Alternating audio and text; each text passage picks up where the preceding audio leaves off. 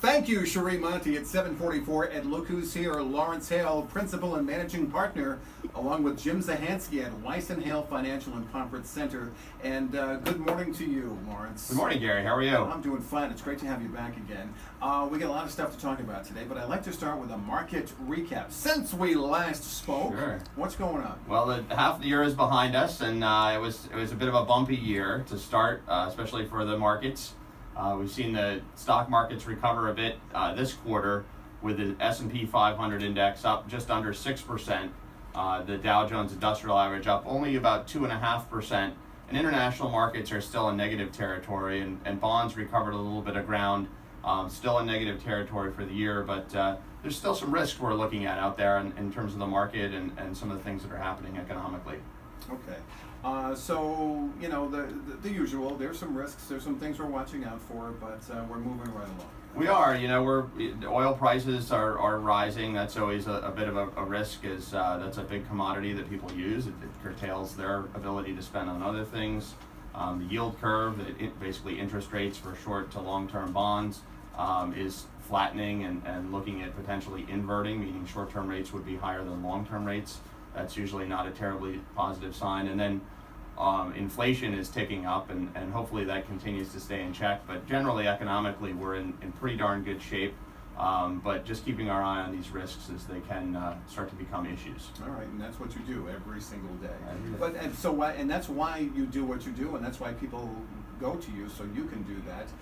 But when you're sitting across from people and working on and planning and updates and everything, what's the mood? What's the mood of your clients? Are they happy? Are they pleased? Or what do you hear? What do you see? I think generally, we start with our plan well, invest well, live well process. That's really what we live by, and it's what we bring to the table when we're talking with people. So a lot of our conversations are around the plan that we've set out with them, and really checking on progress. And this year, we haven't made quite as much progress in terms of market returns, but that's only one component of a successful plan. One thing which we'll talk a little bit about today, taxes. There's been some pretty significant changes with this most recent tax reform that impact just about everybody, and understanding how to navigate that, make sure you're taking advantage of any changes or de-risking is an important part of our discussion. Okay, I enjoy our monthly sit-downs, by the way, and I know you have regular articles in the Villager newspapers and podcasts and that kind of thing. Where do we find all that stuff on your website? So you can go to www.weisandhale.com, and we have a tab called the Resource Center, and you can take a look at lots of podcasts. You can go on, I think it's Apple, the podcast app on your iPhone, and it's a great way, if you're not able to catch one of these segments, take a look at what we're talking about, what we're focused on, and of course, you can always give us a call. Okay, you can also, it says here, subscribe to the podcast at weisandhale.com/air, and you can hear some of those podcasts too and see what's going on.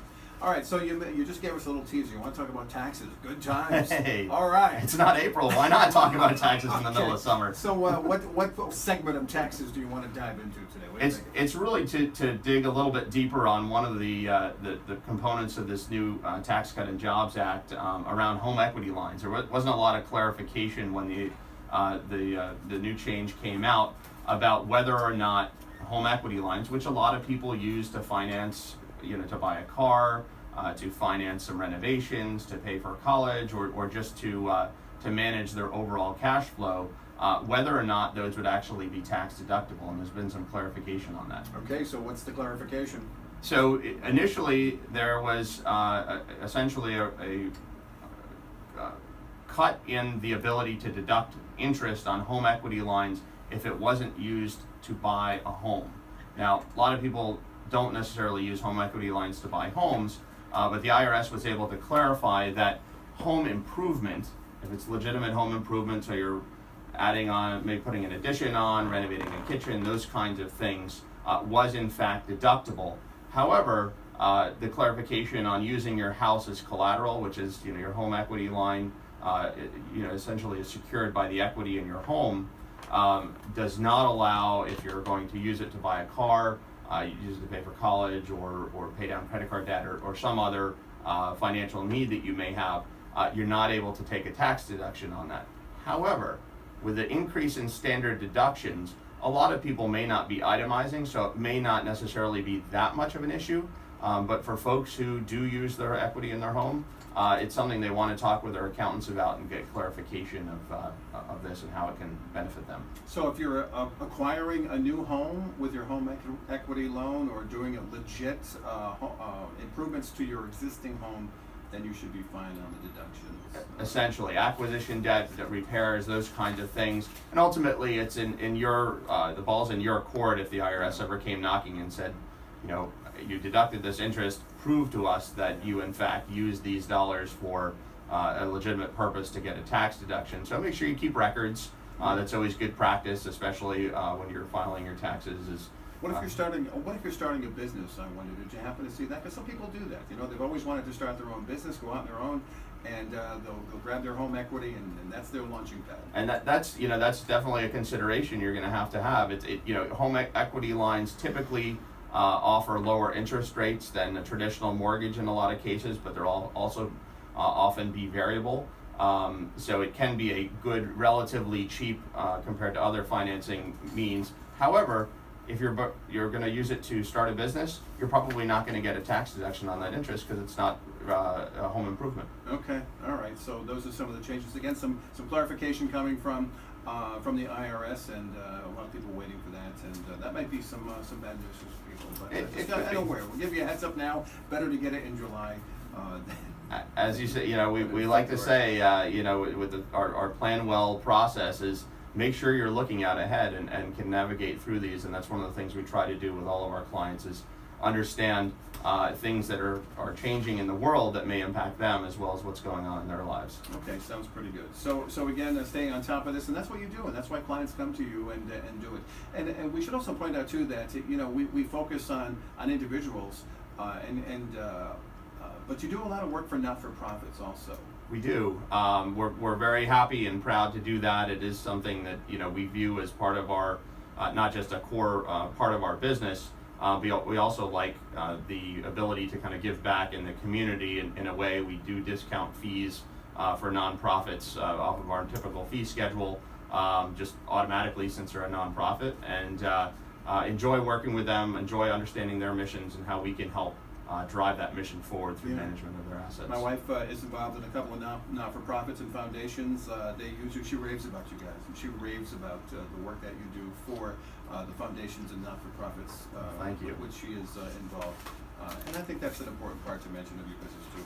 All right, so geez, I could talk about taxes all day. I don't know about you, but maybe. All right, we're out of time here today with Laurence Hale, and we appreciate all that great information. Weiss & Hale Financial Managing Partners Laurence Hale, AAMS, CRPS, and Jim Sahansky, AWMA, offer securities and advisory services through Commonwealth Financial Network, member FINRA, SIPC, a registered investment advisor, fixed insurance products and services offered through CES Insurance Agency.